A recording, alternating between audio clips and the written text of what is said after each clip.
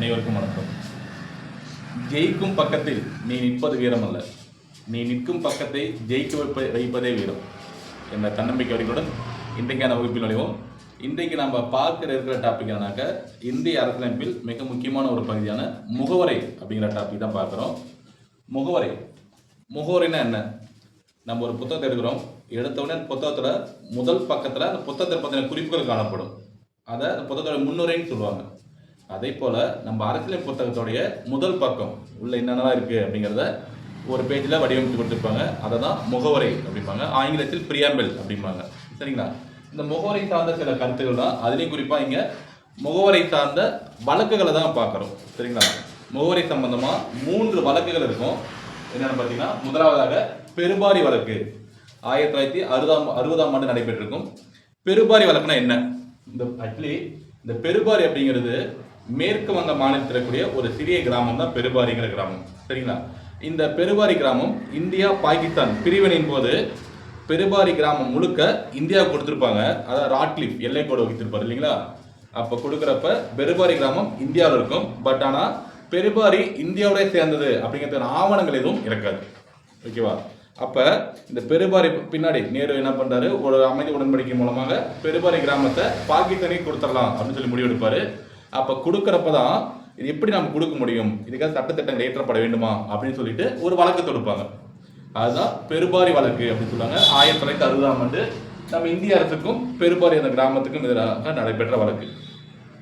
இது என்ன தீர்ப்பு கொடுத்தாங்க அது அடுத்த பிரச்சனை. அது நம்ம வழக்குகள் பற்றி பார்த்துக்கலாம். இங்கே நம்ம முகவரை சம்பந்தமாக என்ன சொல்லியிருக்காங்க அதை மட்டும் பார்த்துக்கலாம். அப்போ இந்த பெருபாரி வழக்கில் அரசியலமைப்பின் ஒரு பகுதி முகவரை அல்ல அப்படிங்கிறாங்க. இந்த முகவரையானது அரசியலமைப்பின் ஒரு பகுதி அல்ல. அப்போ அரசியலமைப்பை சாராத ஒரு முகவரையை நம்ம திருத்தம் செய்ய முடியுமானா கண்டிப்பாக திருத்தம் செய்ய முடியாது அப்படிங்கிறாங்க. ரொம்ப ரொம்ப முக்கியம், நோட் பண்ணிங்க. பெருபாரி வழக்கு முகவரை என்பது அரசியலமைப்பின் ஒரு பகுதி அல்ல, அதனால முகவரியை திருத்தம் செய்ய இயலாது அப்படின்னு சொல்லுவாங்க. சரிங்களா? ஓகே, இது ஒரு பக்கம். அடுத்து இன்னொரு வழக்கு, மற்றும் ஒரு வழக்கு, கேசவானந்த பாரதி வழக்கு 1973ஆம் ஆண்டு. இப்போ இந்த கேசவானந்த பாரதி யார் அப்படின்னா, கேரள மாநிலத்தில் இருக்கக்கூடிய ஒரு மடத்தை நிறுவி நடத்திட்டு இருக்க ஒரு நபர். அங்கே கேரளாவில் நில சீர்திருத்த சட்டம் வருது. அந்த நில சீர்திருத்த சட்டத்தின் மூலமாக இந்த கேசவானந்த பாரதியோடைய மடத்தை அரசு எடுத்துக்குது. சரிங்களா? அப்போ இதற்கு எதிராக அவர் கேரள அரசு மீது தொடுக்கிற வழக்கு தான் இந்த கேசவானந்த பாரதி வழக்கு. இதில் இடம் கொடுத்தாங்கன்னா குடியில அது நமக்கு வழக்கோடு தொடர்புடையது. இப்போ இந்த தீர்ப்புலையும் முகவரை பற்றின சில தகவல் கொடுத்துருப்பாங்க. அதான் நம்ம பார்க்குறோம். அதாவது விதி 368 பயன்படுத்தி முகவரை திருத்த முடியுமா அப்படிங்கிறது ஒரு வழக்காக தொடுக்கிறாங்க. அப்போ தீர்ப்பு என்ன கொடுக்குறாங்க, முகவரை திருத்தணும்னா முகவரை இந்திய அரசின் ஒரு பகுதியாக இருந்தால் தான் திருத்த முடியும் அப்படி மாதிரி கேட்குறாங்க. ஓகேங்களா? அப்போ இந்த கேசவானந்த பாரதி வழக்கு தொடர்பாக விசாரிப்பதற்கு 13 நீதிபதிகள் நியமிக்கப்படுறாங்க. இந்த 13 நீதிபதிகளும் முறையாக விசாரித்து தீர்ப்பு வழங்குறாங்க. என்னென்ன வழங்குறாங்க? முகவரை என்பது அந்த தீர்ப்பு வழங்கப்பட்ட டேட்டை நோட் பண்ணிங்க, 1973 ஏப்ரல் மாதம் 24ஆம் தேதி. சரிங்களா? அப்போ அந்த தீர்ப்பில் முகவரை அரசியலமைப்பின் ஒரு பகுதியே அப்படின்னு தீர்ப்பு கொடுக்குறாங்க. அதனால அரசியலமைப்பு ஒரு பகுதிங்கிறதுனால திருத்தி கொள்ளலாம். ஆனால் அரசியலமைப்பின் அடிப்படை கட்டமைப்பு மாற்றம் செய்யாமல், அது அடிப்படை ஆனால் தத்துவத்தை எதுவும் மாற்றம் செய்யாமல் திருத்திக்கலாம் அப்படின்னு அனுமதி கொடுக்குறாங்க. சரிங்களா? பெருபாரி வழக்கு அடிப்படை முகவரை திருத்த முடியாதுன்னு சொன்னாங்க. கேசவானந்த பாரதி அடிப்படை கட்டமைப்பு மாறாமல் திருத்திக்கலாம்னு தீர்ப்பு கொடுத்துருக்காங்க. சரிங்களா? இந்த அடிப்படையில் 73 தீர்ப்பு கொடுக்குறாங்க. 76ஆம் ஆண்டு 42ஆவது சட்டம் திருத்தி ஒரு 3 சொற்களை அரசியல் புதுசாக இணைக்கிறாங்க. அது என்னென்ன சொற்கள்? சமதர்மம், சமய சார்பற்ற, ஒருமைப்பாடு அப்படின்ட்டு 3 சொற்களை இணைக்கிறாங்க. சரிங்களா? அந்த 3 சொற்கள் சமதர்மம், சமய சார்பற்ற, ஒருமைப்பாடு.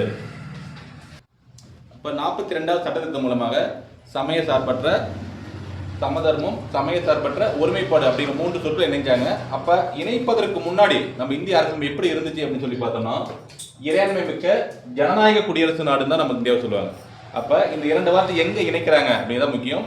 இறையாண்மை மிக்க, சமதர்ம, சமய சார்பற்ற ஜனநாயக குடியரசு நாடுன்னு நம்ம சொல்றாங்க. சரியா? ரொம்ப ரொம்ப முக்கியமான ஒரு ஸ்டேட்மெண்ட். இந்த 5 வார்த்தை நாம் வச்சுக்கணும். இறையாண்மை மிக்க, சமதர்ம, ஜனநாயக குடியரசு நாடு. அடுத்தது எல்ஐசி வழக்கு.